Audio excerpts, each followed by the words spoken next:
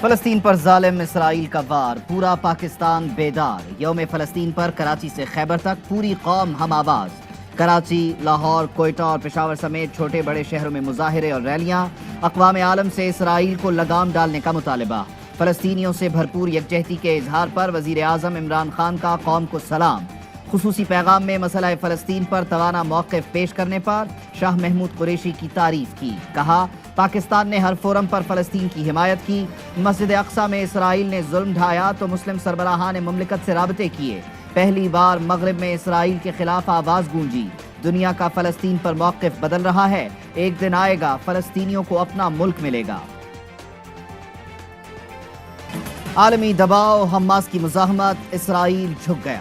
جنگ بندی پر مجبور، زخموں سے چور غزہ میں جشن کا سما۔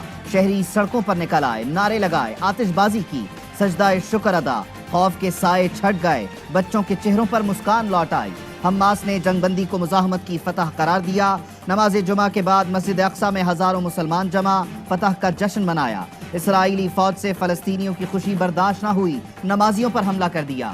شیلنگ اور ربڑ کی گولیاں چلائیں، متعدد فلسطینی زخمی ہو گئے۔ Call for concrete steps to protect the Palestinians. We should deploy an international protection force. Israel is losing out. They're losing the media war. Look at the atrocities that have been committed in Kashmir. Does the world talk about it? General assembly میں پرجوش اور کامیاب خطاب کے بعد وزیر خارجہ شاہ محمود قریشی نے مغربی میڈیا کو بھی آئینہ دکھا دیا۔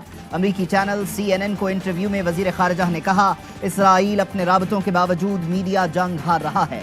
CNN کی اینکر نے انہیں ٹوکتے ہوئے یہودی مخالف ریمارکس کا الزام لگایا۔ شاہ محمود نے کہا، اسرائیل کو ہر جگہ بھرپور کوریج ملتی ہے، لیکن کیا فلسطینیوں اور کشمیریوں کے ساتھ انصاف ہو رہا ہے؟ شاہ محمود کے دلائل پر CNN کی اینکر کا منہ بن گیا۔ وزیر خارجہ کا سینیٹر لنزے گراہم سے بھی رابطہ، دورہ پاکستان کی دعوت دی۔